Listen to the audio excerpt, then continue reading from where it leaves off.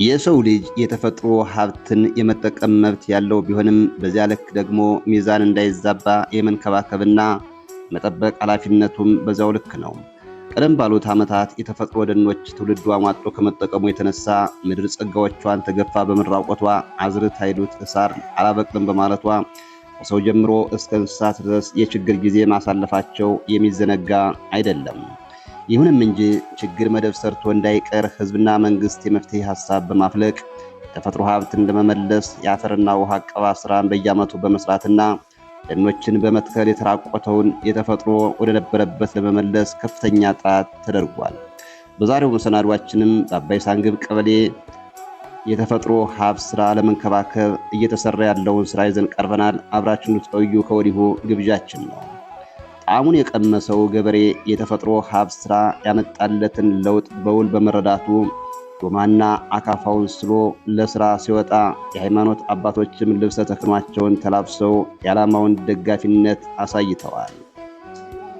የወረዳው ምክትል አስተዳዳሪ አለማየሁ አዳነ ከስራ ላይ ተገኝተው ምርትና ምርታማነትን ለመጨመር መሬት በጎርፍና በነፋስ እንዳይሸረሸር የተፈጥሮ ሀብት ጥበቃ ስራን አጠናክሮ ለማስቀጠል ልማት ወዳዱ ህዝብ የተፈጥሮ ሀብት ጥበቃ ስራን አጠናክሮ ለማስቀጠል ህዝቡ የወቅቱ የጸጥታ ችግር ሳይበግረው ስራውን መጀመሩን ያብራራሉ። ቦታ አባይ ሳንግብ ቀበሌ ሳንግብ ንስ መሃል አባይ ተፋሰስ ላይ ነው እየሰራን ያለ ነው።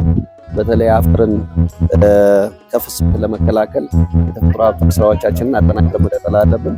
ይሄ የምናደርገው ደግሞ የምርትና ምርታማነት እንዲጨምር ለማፈር በንፋስ ጎርፍ እንዳይፈስ ለማድረግ ነው እየሰራን ያለ ነው። ስለዚህ ስራ በተለይ ምን ያህል ልማት እንደሆነ ያሳያል። በጠዋት ነው የተነሳው። ልማት ያስፈልገኛል፣ ሰላም ፈልጋለሁ፣ እንዲህ አይነት ግጭቶች አያስፈልጉኝም በሚል እየሰራ ያለበት ሁኔታ ስለሆነ ይህንንም በአደረጃጀት ተጠናክረን የምናሰራና የምናስቀጥል ይሆናል ማለት ነው። የወረዳው ግብርና ጽሕፈት ቤት ኃላፊ አቶ ሶሞን ተገኘ በወቅቱ የፈጠረው ችግር ተቀዛቅዞ የቆየው የተፈጥሮ ሀብት ስራ ከ1300 በላይ ሄክታር መሬት የአፈርና ውሃ አቀባ ስራ ለመስራት 32000 ህዝብ በ3213 የልማት ቡድኖች ተደራጅቶ ስራውን መጀመሩን ይገልጻሉ። በዚህ በጀት ዓመት ተቀዛቅዞ የቆየውን የተፈጥሮ ሀብት ስራችንን በሞቀ ሁኔታ ለመስራት አጠቃላይ በወረዳ ደረጃ ከ1300 ሄክታር በላይ የአፈርና ውሃ ጥበቃ ለመስራት በቅድ ይዘን በቅድመ ዝግጅት ስራዎቻችን አጠቃላይ ወደ 32000 በላይ ቢሆን ህዝብ በዚህ የአፈርና ውሃ ጥበቃ ስራ በማሰማራት የቅድመ ዝግጅት ስራ ሰርተን በእንቅስቃሴ ላይ ነው ያለነው። እስካሁን ባለው አጠቃላይ በዚህ በታህሳስ ወር ጽኑ ስለሆነ ጥር 1 ጀምረን እስከዚያ ባለው ሁኔታዎች ሰብሎች ስለሚነሱ በንቅናቄ ወይም በሞቀ ደረጃ መደበኛ ስራችንን እናስቀጥላለን። አሁን ባለው ሁኔታ ግን የሙከራ ስራዎችን ነው እያሰራን ያለነ። እስከ ዓርብ እስከበት ሁኔታ ነው ያለው። እስከ ነገ ባለው የሙከራ ቀናችን እንጨርሳለን ማለት ነው። ጥር 1 ጀምረን ዋናው ስራ በይፋ ጀምር ነው የሚሆነው። ስራው ላይ ሲሳተፉ ካገኘናቸው አርሶ አደሮች መካከል ወጣት ዋለልይ ጋሽ የተፈጥሮ ሀብት ስራን በመስራታቸው የአፈር ብክነት ስለቀረ የተጎዱ ቦታዎች በመልማታቸው የእንስሳት መኖን ጨምሮ ምርት በመሻሻሉ ተጠቃሚ የሆኑ መምጣታቸውን ይናገራሉ። ያውና የተፋሰስ ከመጣ የጠቀመን ጥቅም ብዙዎችን ጠቅሟል። ብዙ የጠቀምበት ምክንያት የተፈጥሮ ሀብት ስራ መስራታችን የአፈራችን እንዳይባክኑ ቆፍረን በመናደርግበት ከውስጥ እየተከማቹ በፊትኛ ስናቅ ከብት ስንጠብቅ ህፃን እያልን ይሄ ምን የምታዩት አጓራና አፈር ነበረ፣ ምንም ነገር የሌለበት ማለት ነው። አሁን ግን ያው እንግዲህ ከህፃንነታችን ከፍለን ቤተሰብ መምራት ላይ ደርሰናል። ዛሬ ያለውን ለውጥ ስናየው ከብቱ እንኳን ቢያንስ በጋ ላይ በእንት ሲነሳ የነበረው ዛሬ ያው አንደኛ መሬቱም ሳረፈ እኛም አጭደን በመጠቀም ሳር በቃ በበቃይ በማለት የወል መሬት አስከብረን በበቃይ በማለት አጭደን እየተጠቀመን ያለው።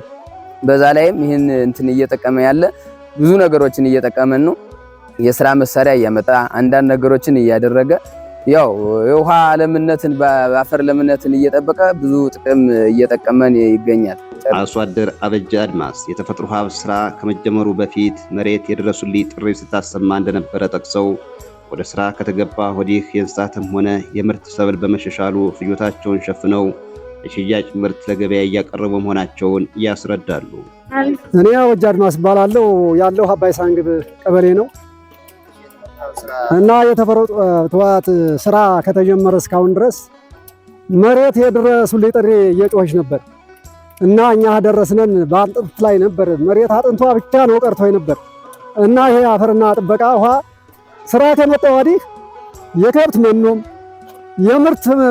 ምርታማ ለመሆን ሁሉን አስተካክሎ ያቀረበልን እና ይሄ የመሬት አፈር ቁፈራ የውሃና የጎርፍ ጥበቃ በጣም ሀገራችን ተፈጥሮ ተራራ ላይ ነበረች። ይህኛው ቁፋሮ ተጀመረ ወዲህ አሁን ስጋ ለብሳ መሬት ስጋዋን ለብሳ ህብረተሰቡ ሁሉ እየተጠቀመ ነው።